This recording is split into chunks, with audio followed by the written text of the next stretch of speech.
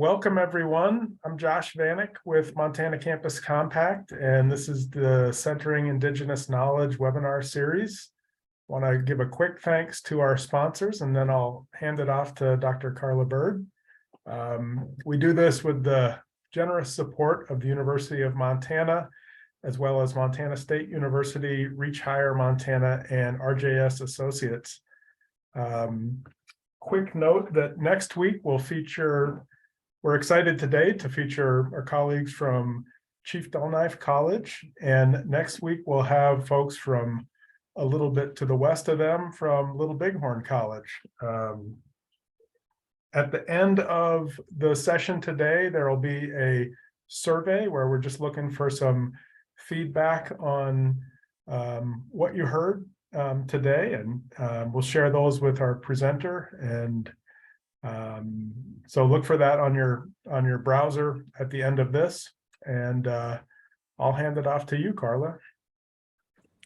Thank you, Josh. I just wanted to open up and welcome everybody that's here today to join us, including some of our people who are viewing the webinar, as well as our presenters.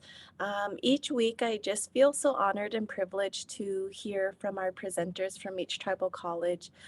We designed this webinar series to really bring a focus and center our Indigenous knowledge, and to learn from our tribal college partners on how each tribal college centers their indigenous knowledge and their tribal-centered education. So again, we are just so honored today to have our presenters and guests be here with us today. A little bit about Chief Dull-Knife. So Chief Dull-Knife was chartered in 1975 by a tribal ordinance as the Northern Cheyenne Indian Action Program. It was incorporated and granted funding by the Indian Technical Assistance Center of the Bureau of Indian Affairs. Previously, Chief Dull-Knife was renamed in 2001 to emphasize the significance of Dull-Knife as a chief and respected historical leader of the Northern Cheyenne people. Chief Dull-Knife was also known as Chief Morning Star, fighting with great courage and against overwhelming odds, led his band of Northern Cheyenne back to their homeland to maintain the sovereignty of their tribe. Reflecting Chief Dull-Knife's determination, the college's primary mission is to provide educational and cultural leadership to its own constituents. Inspired by Chief Dull-Knife's determination, the mission of the college is to provide Northern Cheyenne culturally influenced education through quality life learning opportunities. One of their vision statement is very, very beautiful and something that I wanted to share. But their vision statement states that we can no longer live the way we used to. We cannot move around anymore the way we were brought up. We have to learn a new way of life. Let us ask for schools to be built in our country so that our children can go to these schools and learn this new way of life. They offer programs such as Cheyenne Language 1, 2, 3, and 4, Cheyenne Beadwork, Foundation of Cheyenne Oral Traditions, History of the Cheyenne People, Conversational Cheyenne, and Ethnobotany, just to name a few of their tribal-centered courses. Today we have guests, President Eva Flying, as well as one of the language instructors, Burt Medicine Bull. And so at this time, I am going to hand it over to President Flying.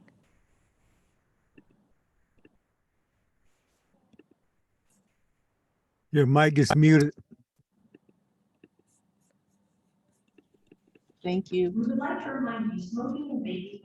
Good afternoon, Karla and Josh and the viewers for this webinar. I am Eva Flying, Chief Dull-Knife College President. And again, thank you for including us in this Campus Compact series. And so just really quickly, I want to welcome all of you and just express how important this work is for the TCUs and educating our students on civic and social responsibility, but in addition, including the culture and perspectives for what our TCUs do and what Northern Cheyenne sets out to do with the work that we have for our institution.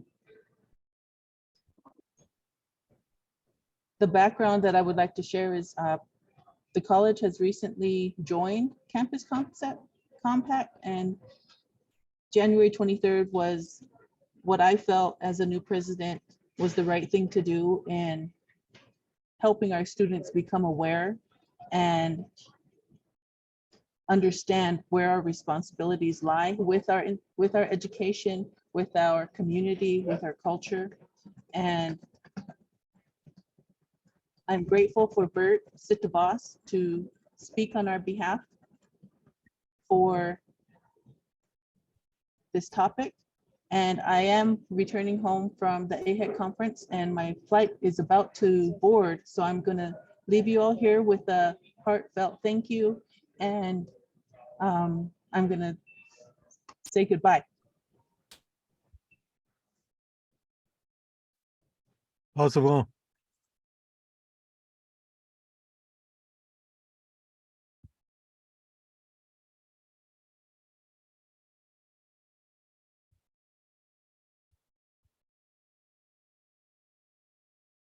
So now what? You want me to start? Oh, okay. Well, my name is Burt Medicine Bull, like she said. My Cheyenne name, Sitawaz, which means appears. I appear to you guys today.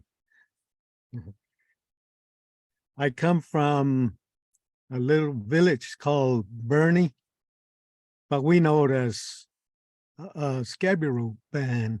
I come from the Scabby Band along the Ton River. That's where I grew up. And there's two bands here on the Cheyenne Reservation. One is called Tsitsistas, which means they are like us. And then I come from the band Sutta, which means the Buffalo people. And so I guess that's where I'll start. In our teachings, my teachings, I should say, because the information that I'm going to share is coming from what I call the Medicine Bull perspective, from the Medicine Bull family. My grandparents are the ones that taught a lot of this to me. My grandfather's name was Willis Medicine Bull. My grandmother's name was Annie Swallow Medicine Bull. And so I went to live with him when I was 5 years old until I was 12. And so it was, I would call total 100% Cheyenne language. And everything they shared with me was all in the language, the Sutta. I would call it the Sutta dialect of the Cheyenne. And so when I say that, I'm talking about the Sutta as being the simple, natural, ordinary praying band of Sutta. And the teachings that my grandparents would tell me is that we are all related. We have a phrase for that. Nimha Zima. That's what that means. We are all related. And I come to understand that it doesn't matter what color you are, because we all come from Mother Earth. And these are the teachings of my grandparents. And so I'll start by saying this. Every family has their own stories. They have their own way of saying things. They have their own way of, I would say, pronouncing district names, their Cheyenne Tsitsistas names, different places that we have names for. every family has their own way of talking about those in their own way. So what I'm sharing is coming, like I said, coming from the Medicine Bull perspective, coming from the Ton River area on the southern edge of the Northern Cheyenne Reservation. And so my grandparents always told me about the creation story of the Sutta. They say that we came from the heavens. We were once known as the star people.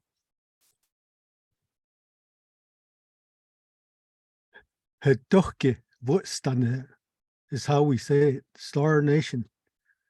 And we lived up in the heavens until our ancestors said to the Great Spirit, we want to go live down there, meaning Mother Earth.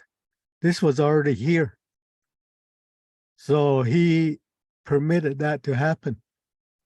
So we came down to our ancestors came down to Mother Earth, and they came underground as spirits, and they transformed into human form, and they used all the solids and the liquids of Mother Earth to create the human form that we are today, and made ourselves into a 5-point star, because we did not want to forget where we came from. So they lived on the ground and they transformed into human form. And while they were living under there, they started to learn how to eat solid foods, like they ate all the animals that lived on the ground. They ate all the roots that grew underground. And then way off in the distance, while they were underground, there was a light way off in the distance, and they told the people, don't go there, don't go there. Until eventually one young man went over there. And when he got to the light, he came to an opening, a cave opening. And he was standing there looking up and wondering how in the heck he was going to get up there. And underneath that opening, there was a pond there from the rains and the snow melt each year. And so the pond formed there. And in that pond was a spirit that lived there. She spirit, they say, my grandparents said. And while this young man was looking up, she said, I'll help you if you help me. And the young man, not knowing what was going to become of it, he says, yes. So she made the roots, or the reeds, I should say, the reeds and the things that grow in the pond, cattails grow big and strong until they reach the opening. So he shinnied up there, and he came above ground, and he looked around and he saw everything you see today, all the trees, grass, birds, animals, clouds, sun. So he went back down and went back to the people, and the people thought that he had been lost, and they were also happy to see him. And one of the people said, where did you go? And he said, I've been to the light. And the older people said, we told you not to go, but they wanted to find out what he saw. And he told them, we need to go over there and we need to crawl out of here. So that's what they did. They went over and they came above ground, and my grandparents told me that they were like little people, because this opening must have been a small one. And they came out of there, they were like little people. And then when they started hunting and eating the foods above ground, they started to grow big. And they couldn't get back into the cave anymore because they had grown larger. So they made their life somewhere around Canada, Ontario province, somewhere around there. And the cold drove them south. And they crossed this lake called Lake of the Woods. When they crossed it, there was only like thigh deep to the lakes. So they were able to just cross it without having to build some kind of watercraft or raft or something. Of course, so they moved across there and they came into the Minnesota area, became woodland Indians, and that's where we first got our way of praying. My grandpa says that there was a young man hunting along one of the rivers there, and just for information, back there at that time, all the birds and the animals and the insects, they all talked the same language as the language that was spoken at that time. And so this young man was walking along the river hunting, and this big eagle. Back in the day, they were pretty big sized. And like I said, they were the Sutta. They weren't known as Sutta then.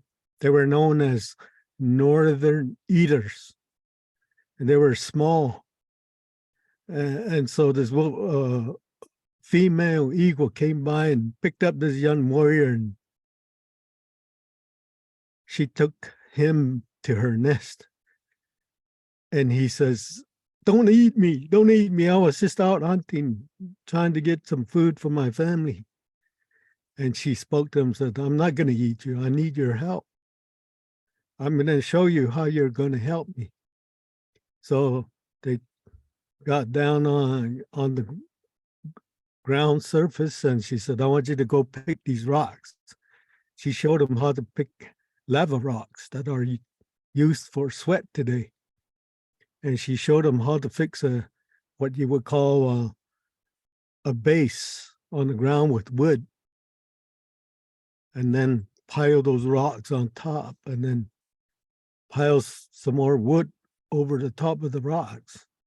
And that was the first way of starting a sweat fire.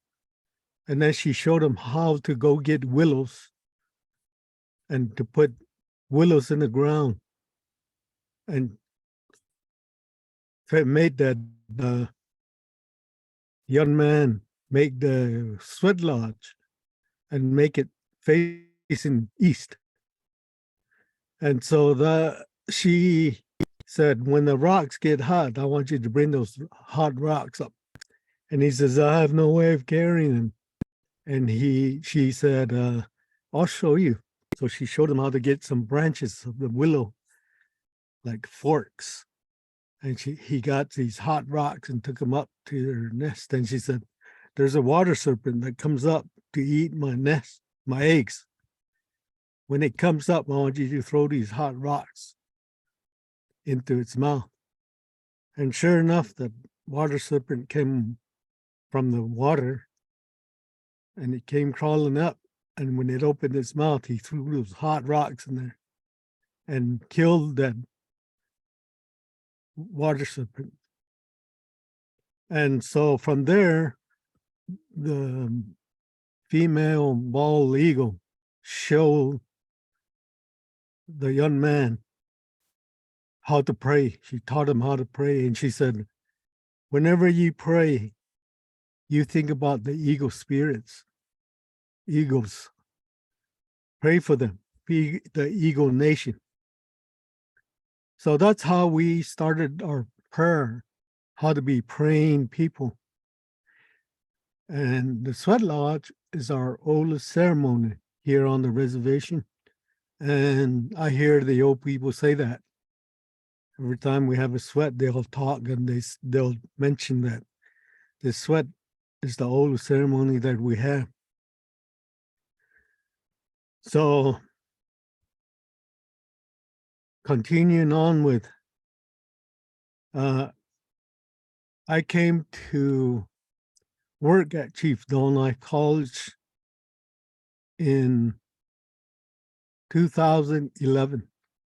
So I've been there going on 12 years. This is my going as a Cheyenne language teacher. And so when I came to work, I asked for the Cheyenne language curriculum. And at that time, my boss was a lady by the name of Michelle Curley. I asked her, I said, I need that syllabus so I can create my, or a curriculum so I can create my syllabi from there. And so she gave me the syllabus. And I didn't think it was a curriculum, it was just a syllabus. So what I did was I created my curriculum. And the way I did it was I sat in the cafeteria at the college and I watched how these young people communicated. They came into the cafeteria and they call each other by their name and they greet each other, ask each other how they're doing and where they came from and different things like that. And I thought, hey, that's a darn good place to start.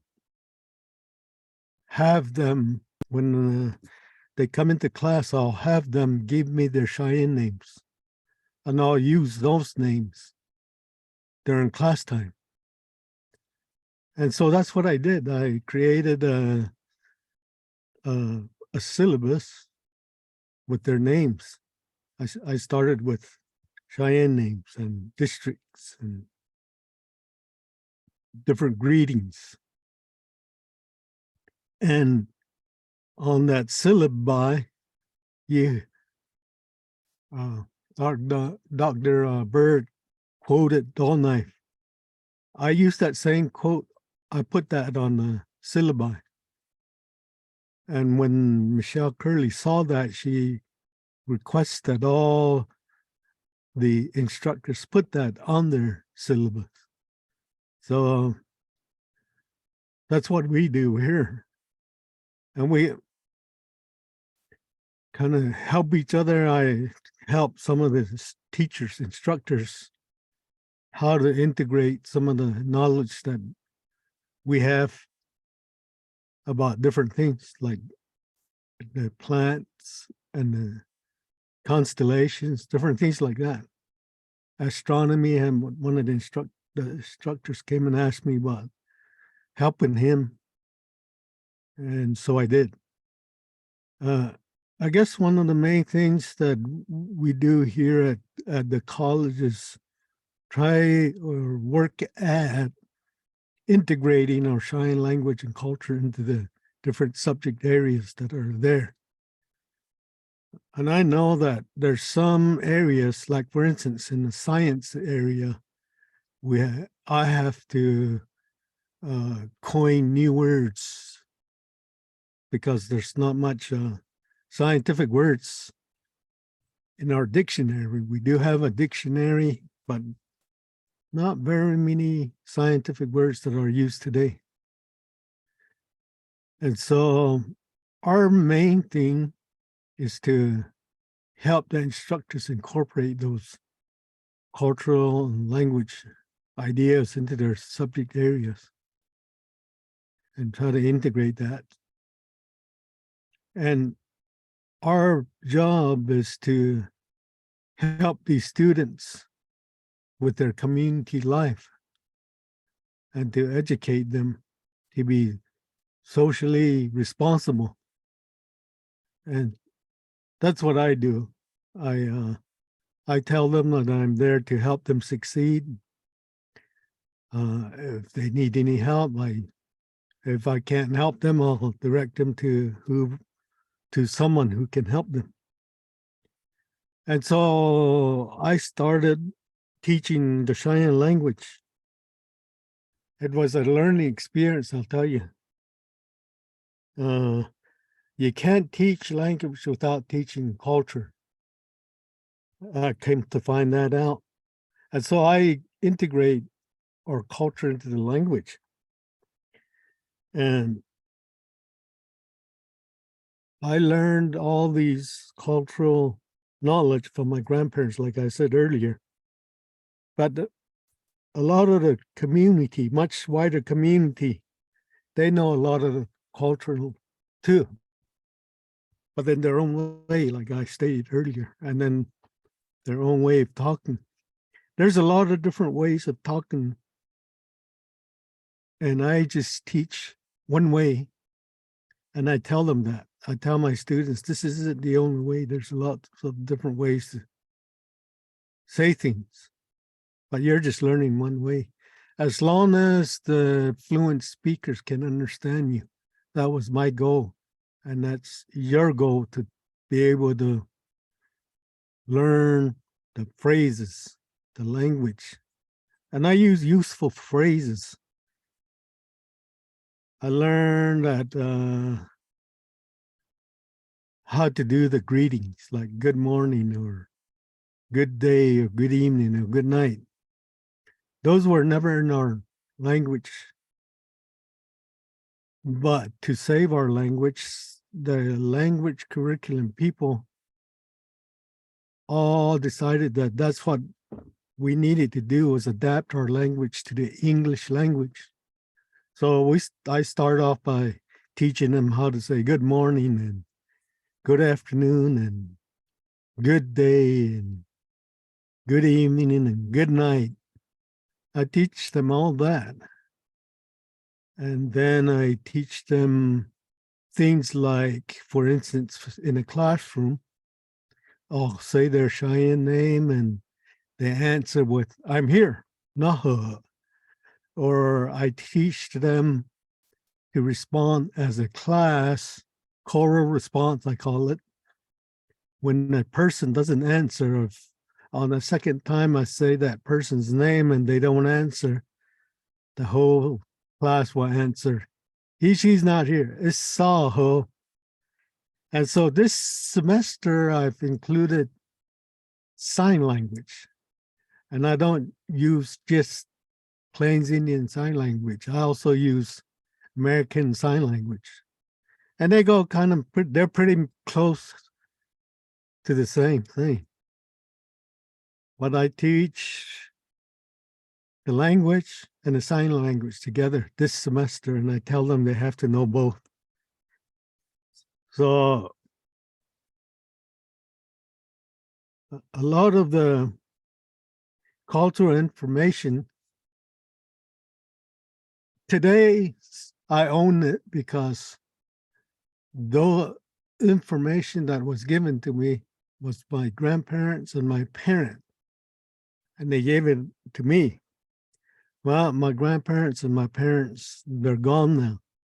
And now I carry that on. So I know some people say the old people, or my grandpa, or my grandmother said this, or my dad said this, or my mother. I make it sound like it's coming from me, because it is coming from me. And it's the, I would call it the traditional knowledge. And the traditional knowledge exists among other people, the wider community. And so they have their own ways. I keep saying that, and I want you to know that, and I imagine it's the same way in the other tribes. The knowledge that a person shares, it's coming from their family.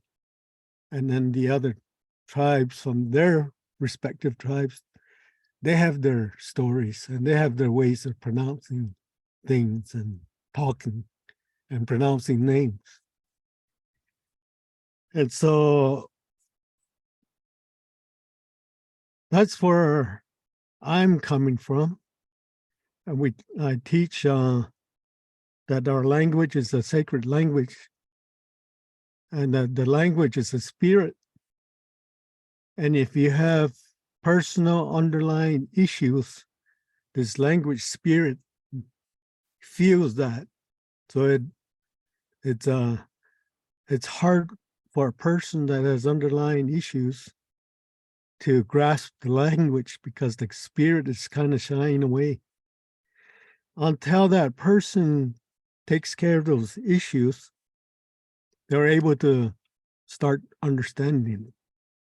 I have a good example. I won't say what gender or whatever, but I had a young person when I started working in 2011. That springtime, that person came to me and says, I just can't get the language. I'm going to have to withdraw. And the next fall semester, that same person came in and it was the same thing and had to withdraw. And I told the students that, I said, the spirit knows when you have underlying issues that you got to take care of them. That way you're opening up your mind and your heart to the language spirit. It could come into you because it comes through your hearing and it comes to your mind for your, I would call it a language receptor in your brain.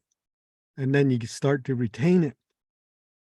And then when you start to retain it, then you start to understand it. And it starts to heal you. It starts to integrate your whole mind, body, and soul. And you can feel it. And then learn how to pronounce it. And when you do all those things, you start to, what I call, build a vocabulary in your language receptor in your brain. And so that's what I explained to them. And this young person came back that springtime and started learning. And she came up to me and she said, Boss, I understand what you mean by personal issues. She said, I had some personal issues and I had to take care of them. And you know what? I can understand the language now. I'm catching it. And she did. And she went into Cheyenne language 2. And then she graduated. I was really proud of her because she was able to figure out why she couldn't grasp the language. So that's just kind of an experience that I experienced with one of the students. And then the other thing is that, like I said, our language, I tell them our language is a sacred language. And my grandparents used to tell me, we speak the same language as the Great Spirit. So you have to be careful how you talk to people. And they would always caution me. If you say something negative, it's going to come back to you. And you're going to know it because it's going to come back tenfold. So I was always watching out how I talk to people. I'm always trying to talk positive manner in a beautiful way. Talk in a beautiful manner.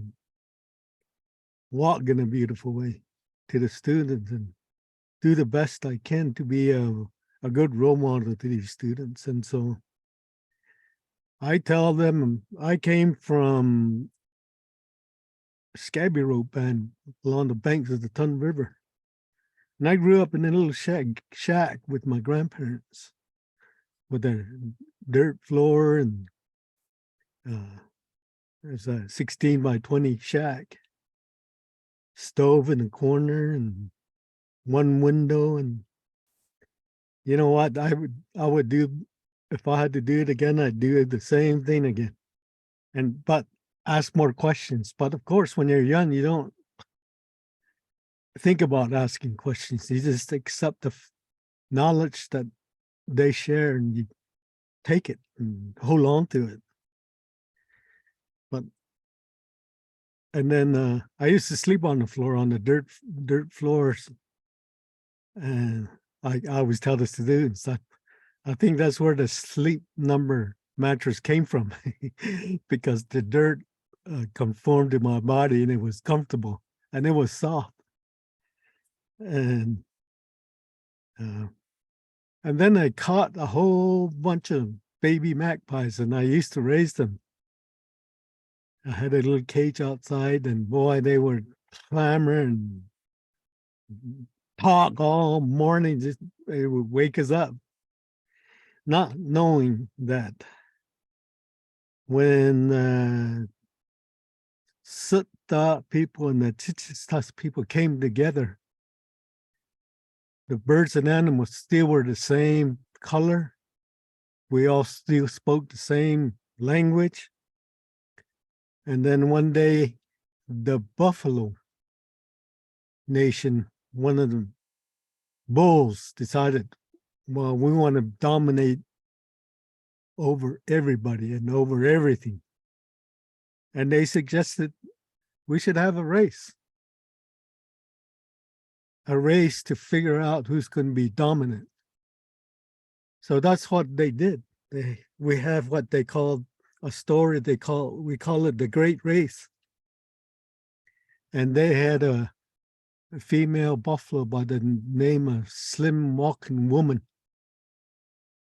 who ran that race for the Buffalo Nation.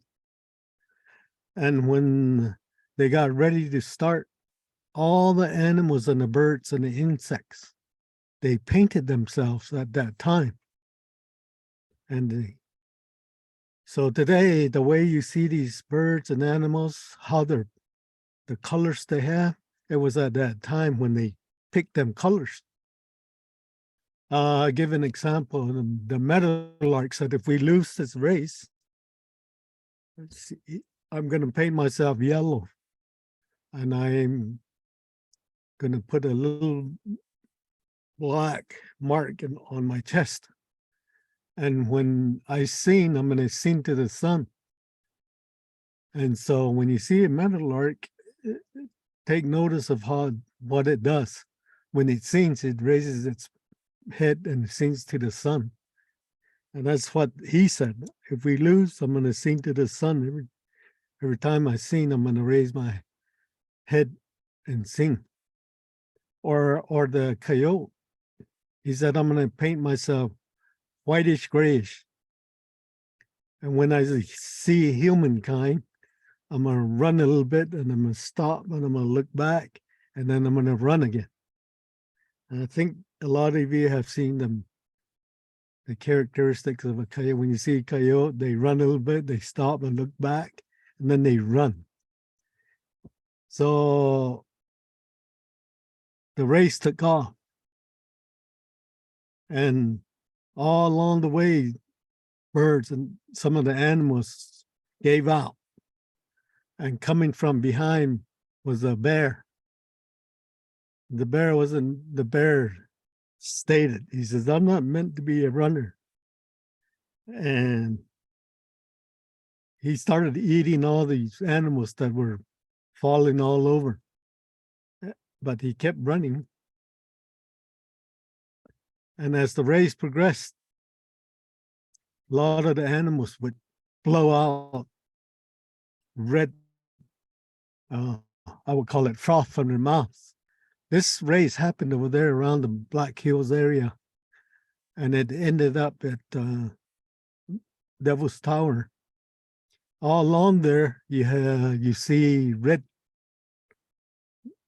dirt or sand, red sand and red rocks, and that's where some of these animals with their red froth, when they blew it out, that's where it landed, and that's where that comes from. And in turn, we as the Cheyenne people, we use that red paint, we call it man paint, the man paint. So anyway, just thought I'd share some of those little things that I have. I'm really honored to be here. I'm going on, like I said, I'm going on my 12th year at the college. And my daughter, her name is a cross killing woman. No, Morning Star woman. She's a freshman this year at Colstrip High School. And when she graduates from high school, that's when I'm going to retire. But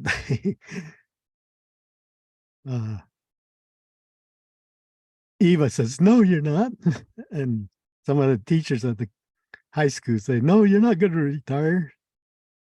But anyway, I really enjoy teaching the language and the culture. I also teach foundations and Cheyenne oral histories. And then when I first went to work at Chief Donai College, I also taught beadwork, how to do peyote stitch and how to do a lacy stitch for moccasins. But as time went along, I say probably after, I'd say about 10 years. No, I'd say probably after about 6 years, my boss decided, I think you need to concentrate on the language. So we'll set out an advertisement for a bead worker. So that's what we did. We have a young lady that does the beadwork, and I teach all the different levels of the Cheyenne language. Cheyenne language 1, 2, 3, and 4. And I also created what I call Introduction to Cheyenne Conversation. And that has a prerequisite of Cheyenne language 1 and 2. So using those notes on Cheyenne language 1 and 2, they start to learn how to conversate in Cheyenne, introduce them to conversation. And then Cheyenne 3 and 4, 3 is they start to read the Cheyenne language. Cheyenne 4, they start to write it. So eventually we'll get there. But I only have students like 45 class meetings per semester. And someone quoted me, or someone said that Chief Dull-Knife College has never produced a fluent speaker. That's not our goal. Our goal is to introduce the language and introduce some of it, because the Cheyenne language, you have to have it as a core class. You have to have it to graduate. If we were charged with producing a fluent speaker, then we would be an immersion school, and we're not an immersion school. And I always wanted to start an immersion school. Maybe it'll happen. I don't know. But I have a method of teaching the language. I start by introducing our alphabet. There's 13 letters that we use, and one what we call a glottal stop sign, 14 altogether. And then we have what I call silent symbols. That's a dot over a vowel. If they see a dot over a vowel, it's silent. And then we have a second S, and it's a esh sound. Like, for instance, for the word for duck, the word for duck in Cheyenne is shish. So you can hear that esh sound in that phrase. So we have 2 S's in our language. And I introduced the alphabet to them. I introduced how each sounds with either an animal or bird or an insect. And I go through that first, and I tell them, you put all these together in a certain fashion, you'll come up with the Cheyenne phrase, your name or a day of the week or a month. And so that's how I do it. I teach the alphabet first, and then I teach them their names. I teach them the greetings, and then I teach them what district they're from, and then the surrounding towns. Teach them how to say, it's good to see you. Nice to, thank you. I'll see you again. We don't have the word for goodbye in sign language. We say, I'll see you again. There's a kind of like an embedded prayer of safety in there, which means I will see you again. So I'm getting close to that end of time, huh? Josh or Karla? Hi, Bert. We have about 15 more minutes. Okay.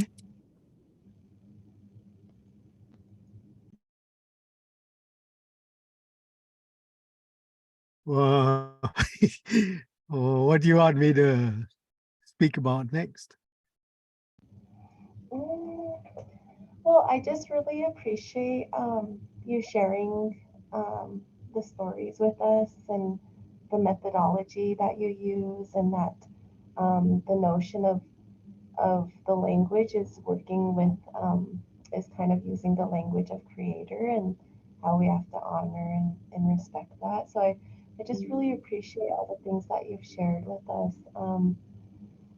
I guess my question would be, what have you seen has worked well with students?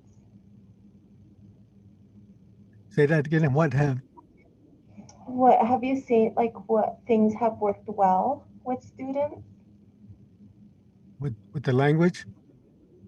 Yeah, with teaching the language. Man, I'm glad you asked that. I get to I see these students come in. I'm kind of a people person watcher. When they come in, some of them come in with real stoic faces, you know. Some of them act almost mean faces. And then there's some that come in kind of giggly, kind of smiley. It's a nervous reaction to because they don't know what to expect from me as an instructor and what to expect. And so when I start teaching them this language, I show them a documentary that Daryl Kipp shared. It's called Why Save a Language. I showed them that documentary, and it talks about a lot of different things in there. And I tell them the same thing. As a matter of fact, Daryl was the one that inspired me to want to teach language at the college. And I was so glad to get hired at the college. And so going back to the students, I watched them come in and all kind of nervous. That's their way of showing their nervousness. And then I start teaching them language. And what I do is I burn cedar first. And I ask them if they want me to come by or not. And most of the time they all are welcome. And when I bring cedar around, they bless themselves. And then I said, the reason I do this is because I want you to have an open mind. The cedar opens your mind, and the cedar burns away any negative spirits that may have clung on to you when you came into the classroom. And that way it eases the tension in your mind. So it opens it up to language. And so I start teaching them about their names. And I tell them, find out about your name. Why were you named that? Where did it come from? Who are you named after? You know. And then I tell them my story about my name. Appears. Some people say, "Oh, that doesn't mean sit the boss." Doesn't mean that. It means smoke in the distance or something. And I said, "Well, that's your version. My version is a story that my grandpa told me." And I'll tell you real quick. My grandpa told me, he says, this young group of men went hunting. In that group was a young man who had a wife that was expecting. And 2-3 days out, they kind of were really tired. And they came over this hill, and one of the young men said, "Look, there's a blue haze over there." The blue haze is a sign of a village somewhere. And then when there's a village, you have sentries way out that watch out for enemy. So those sentries must have spotted them already. So when they came over the hill, they saw a group of warriors riding up, and it was late after it didn't get, actually the sun had gone down. And the leader said, "Let's go back up this hillside. We'll have the advantage." So the enemy came charging, and they shot him, and they went back, and they charged again and shot him again. And then the leader says, "If we could have one more warrior, we'll live to see another day." Well, not too long, I say 5-10 minutes, there was a warrior that came riding up to their right. He was dressed the same way, had the same type of paint on, same hairstyle. They all let out a holler because they knew they were going to live another day. And it got dark right after that, so they left. They left under the darkness so the enemy wouldn't follow them. So they got home. 2 days later, they got home, and the young man, his wife had given birth to a young boy, little boy, I should say. And he went around and telling his hunting buddies, "Hey, I got a brand new son. I want you to come and eat. But I'm trying to find that warrior that came riding up. Anybody seen him?" And everybody says, "No, I didn't see him." And when he had that big feast, he told everybody, he says, "I'm going to name my son after that warrior that appeared to us. I'm going to name him Sittavaz." And that's where that name come from. I was named after my grandpa. My grandmother's brother was named Sittavaz. And she used to tell me about him and how gentle he was and how easy it was for him to get along with people. So you need to be like that, she used to tell me. Generous and helpful and all those things. It was kind of like a hard thing to, guys, I gotta live like that, you know.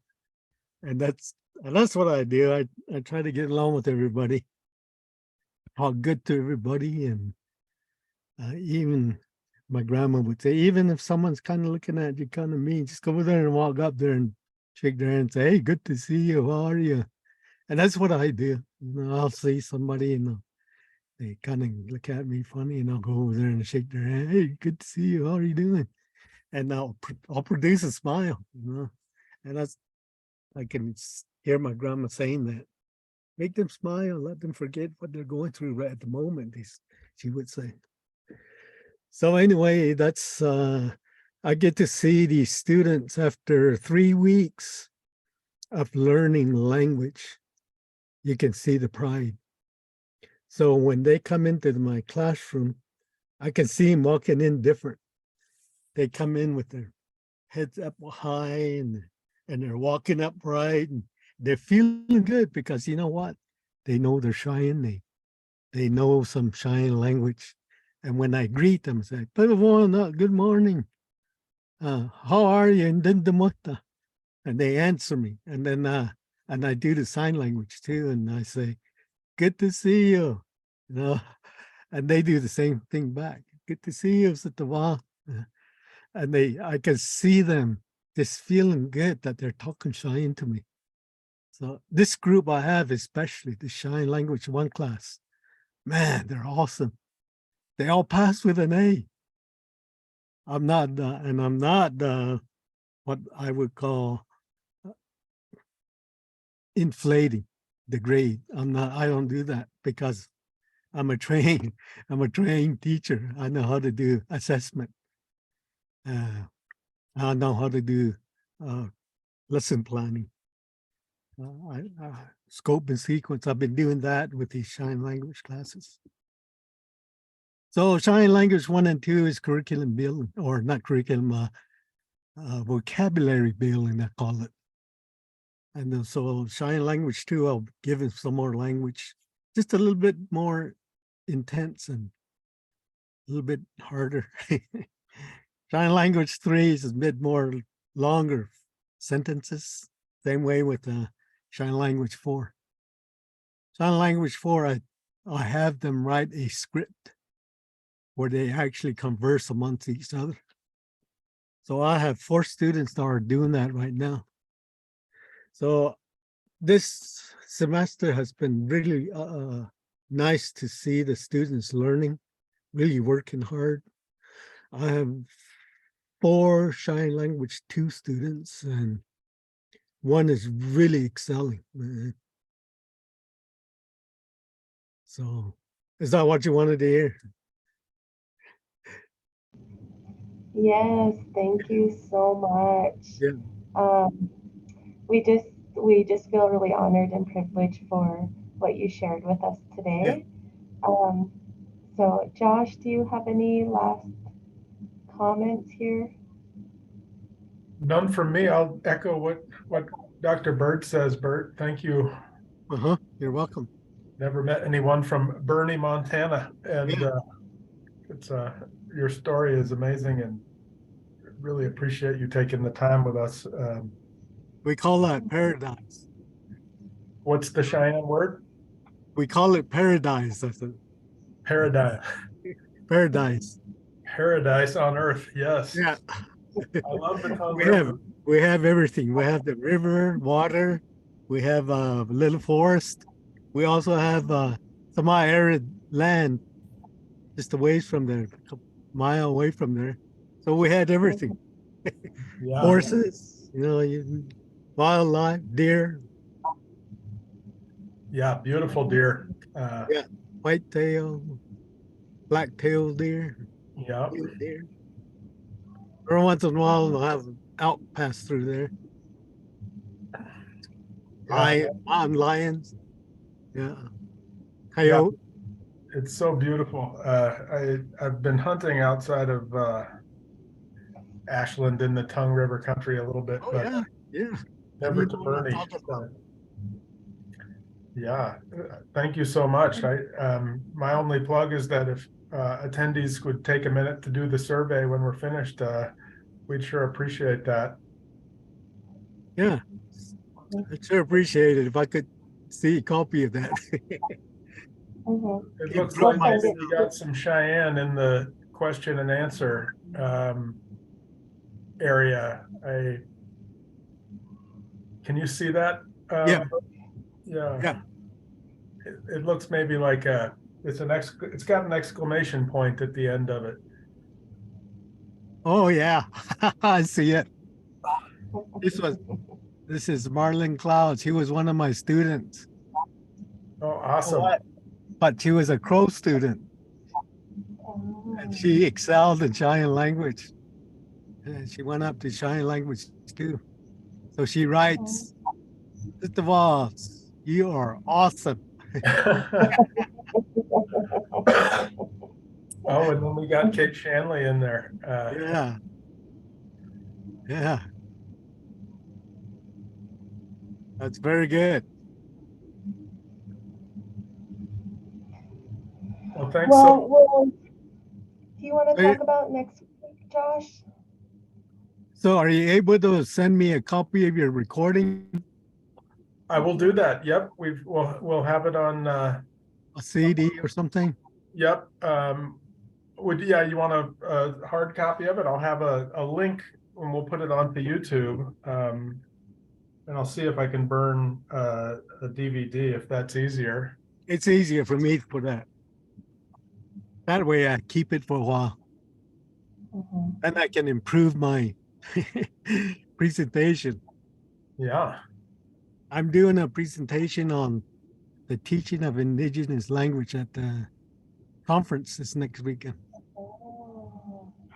Oh, we do have a question from Kate Shanley about what do you think of the children's book in English of these stories? I presume the OPI piece about the Cheyenne stories. What do I think? I think it's great that you did it in English. At the same time, they can understand easier the Cheyenne language. I think I do what is called, it's kind of a language teacher, I would call it a strategy. I do what is called I knew I was going to forget this. Code switching. There we go. Where I say something in Siddha, they say it in English. If I say it in English, they say it in Siddha. So I do that. I use that in my teaching, and it really, really helps. And it embeds, ingrains the language in the language receptor. Mhm. Yeah. I also do what is called choral response. I say the phrase in Siddha, and they repeat it. And I do that all the time. It's repetitious. You got to be patient if you want to teach language and you want the students to learn. You've got to be really, really patient and repeat, and repeat some more, because they don't hear that at home or at the schools that they go to. They don't hear it every day. They're not immersed in it. So you have to be the immersive instructor. Mhm. Yeah. So there's core response, there's code switching, and then I have them study amongst each other, because it's good to hear somebody else talking Cheyenne, not just the instructor. Mhm. And I force them to write notes. I put the notes on the board and they write it. They write the Cheyenne phrase first and then the English. And what I call that hands-on learning, Mhm. because they're using their hand, they're looking at it, they're auditory, visual, hands-on learning the language. Yeah. Mhm. 3 types of learning when they're writing the notes and I'm saying it and they're looking at it. It really helps, I think.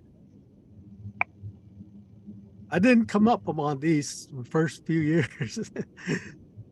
I tell you, it took almost 9 years to develop all this, what I'm telling you.